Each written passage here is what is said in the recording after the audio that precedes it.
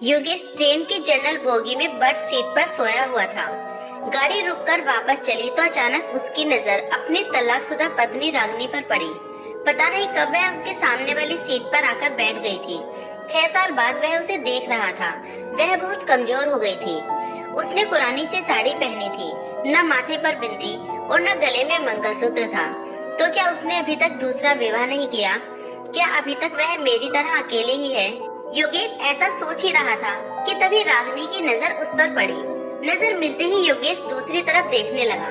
फिर पता नहीं योगेश के दिमाग में क्या आया कि वह सीट के नीचे उतर आया और रागिनी के पास बैठे लड़के से कहा कि वह ऊपर वाली सीट पर चला जाए।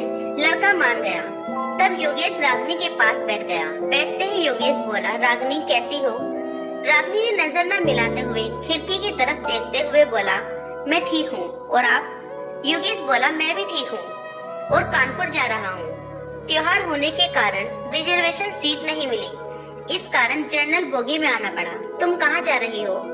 वह बोली, मैं भी कानपुर ही जा रही हूँ। आजकल माँ वहीं बड़े भाई के पास है, बीमार है, इसीलिए मिलने जा रही हूँ।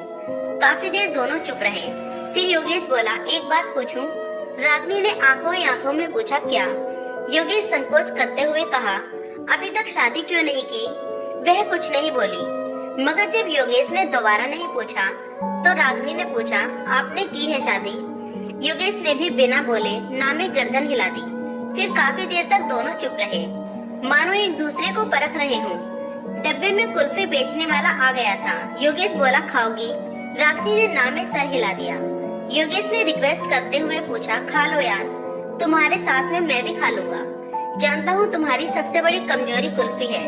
वह थोड़ा मुस्कुराई तो योगेश ने महसूस किया कि वह अपनी आंखों में बहने वाले आंसुओं को समेटने का प्रयास कर रही है। 5 साल उसके साथ रहा था। जब वह अपने आंसुओं को समेटने का प्रयास करती थी तो ऐसे ही मुस्कुराया करती थी। योगेश दूसरी तरफ देखने लगा तो रागिनी चुपके से अपने आंसुओं को पोंछने लगी। फिर वह सहज होकर बोली, एक शर्त पर खाऊंगी। योगेश बोला, क्या शर्त है? तो रागिनी बोली, पैसे मैं दूंगी। योगेश कुछ नहीं बोला। फिर रागिनी ने 2 कुल्फी खरीद ली और एक कुल्फी योगेश को देते हुए बोली, अब मैं भी कमाने लगी हूँ। एक प्राइवेट स्कूल में पढ़ाती हूँ। महीने के 10,000 रुपए मिलते हैं। कुल्फी खाते हुए योगेश बोला, तलाक के समय कोर्ट के आदेश पर मैं तुम्हें 30 लाख रुपए दे रहा था। अगर ले लेती तो अपना स्कूल खोल लेती, जबकि तुम बहुत स्वाभिमानी हो। इस जमाने में पैसों के बिना कुछ नहीं होता। वह हंसकर बोली, अगर ले लेती तो अपनी जमीन को क्या जवाब देती?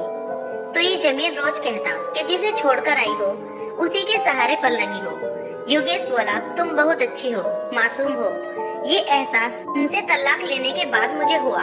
तुम यकीन नहीं करोगी, मैं बहुत बदल गया हूँ। पीना बिल्कुल छोड़ दिया है, गुस्सा बिल्कुल नहीं करता। अब मैं किसी को नीचा दिखाने की कोशिश भी नहीं करता। जो तुम्हें बहुत बुरा लगता था वो सब बुरी आदतें मैंने छोड़ दी है। वह उदास होकर बोली, अब क्या फायदा? जब मैं मना किया करती थी तब आप मेरी एक भी बात नहीं सुनते थे। आपके कारण मैं हमेशा टेंशन में रहती थी। इसी कारण मुझे 2 बार गर्भपात भी हुआ, वरना आज मेरे 2 बच्चे होते। एक 8 साल का हो गया होता और दूसरा 6 साल का होता। कहकर वो रो पड़ी।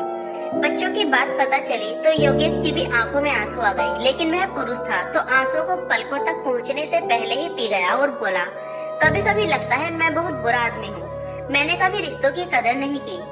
उसी की सजा झेल रहा हूँ। आज बिल्कुल अकेला हो गया हूँ। अब माँ भी नहीं रही। माँ के ना होने पर रागिनी को बड़ा दुख हुआ और बोली, माँ को भली चंगी छोड़कर आई थी, उनको क्या हो गया था? इस बार योगेश भावुकतावश अपने आंसुओं को नहीं रोक पाया और बोला, वो तुम्हें हर दिन याद करती थी, बोलती थी बहू को वापस घर ले आओ। मैं उन्हें कैसे समझाता कि तलाक के बाद बहुएं वापस घर नहीं आती। फिर दोनों के बीच चुप्पी छा गई थी। कानपुर आ गया था, स्टेशन आने वाला था। योगेश बोला, वापस कब जाओगी? रागिनी बोली, आज रात यहीं रुकूंगी, कल की सुबह की ट्रेन से वापस जाऊंगी। फिर वह खड़ी हो गई। योगेश भी खड़ा हो गया और पूछा, कितने बजे वाली ट्रेन से वापस जाओगी? रागिनी बोली, हम गरीब लोग हैं, रिजर्वेशन नहीं करा पाते हैं, जनरल डब्बे में सफर करते हैं, इसीलिए जो भी ट्रेन मिलती है टिकट लेकर चढ़ जाते हैं।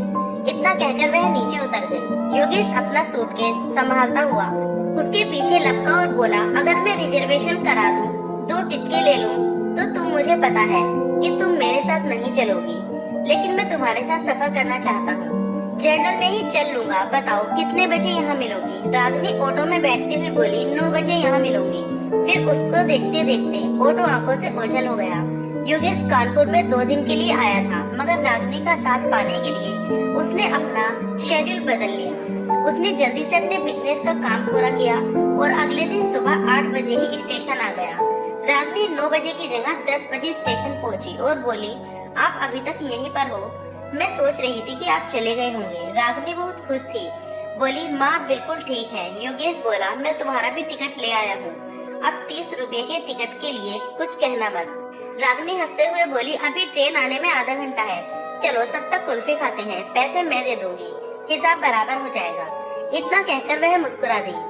वह जब भी मुस्कुराती थी योगेश की नजर उसके चेहरे पर ठहर जाती थी। फिर दोनों ने कुल्फी खाई और तब तक ट्रेन भी आ गई थी और फिर से एक नया सफर शुरू हो गया। मगर इस सफर में कुछ खास था। योगेश कुछ कहने के लिए तिलमिला रहा था, मगर डर भी रहा था कि कहीं वह मना न कर दे। योगेश नोटिस कर रहा था कि रागनी बड़े भाई के घर से नई साड़ी पहनकर आई थी। वह बहुत सुंदर लग रही थी। खिड़की में आ रही ठंडी हवा के झोंके से रागनी के ललाट पर लटकी बालों की एक लड़ी झूल रही थी। उसे ऐसे देखकर योगेश के दिल में एहसास सा उठता था कि ये औरत कभी उसकी जिंदगी थी, मगर मैं इसे संभाल नहीं पाया। योगेश की मनोस्थिति से अनजान रागनी बोली, क्या हुआ, आप गुमसुम क्यों बैठे हो? दोस्त बनकर ही सही कुछ बात कर लो। योगेश बोला, मुझे दोस्ती नहीं करनी। रागनी को झटका सा लगा, बोली, फिर क्यों मेरे साथ सफर करने के लिए उतावले थे आप? योगेश बोला, मुझे तू चाहिए, हमेशा के लिए, जन्मों जन्मों के लिए, मेरे साथ हंसने के लिए, मेरे साथ रोने के लिए।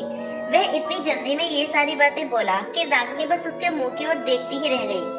वह आगे बोला, मैं गलत था, तुम्हारी कदर नहीं कर पाया, मगर तुम्हारे जाने के बाद मुझे मेरी गलतियों का एहसास हो गया है, मुझे माफ कर दो। कहकर वो रो पड़ा।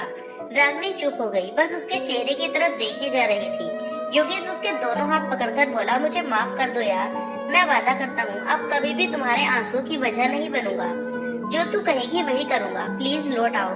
रागनी ने माथे पर साड़ी थोड़ी सी पीछे सरकाई और बोली, इधर देखिए जरा। योगेश ने देखा रागनी की मांग भरी हुई थी। वह बोली, मैं जानती थी आप यही सब करोगे, मैंने कल ही सोच लिया था कि अब अकेले चलने के दिन खत्म हो गए हैं, मेरा हमसफर लौट आया है, अब आगे का सफर उसी के साथ तय करना है, थक गई हूँ मैं अकेले चलते चलते।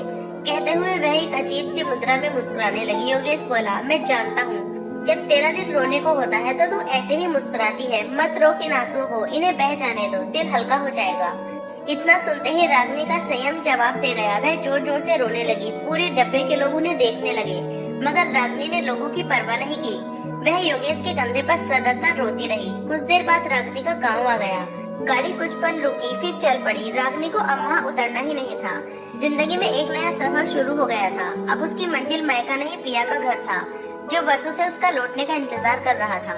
अब वह भी योगेश के कंधे पर सर रखी थी, आंखें बंद कर मन मन मुस्कुरा रही थी, एक मासूम बच्चे की तरह। कहानी कैसी लगी कमेंट करके जरूर बताइए।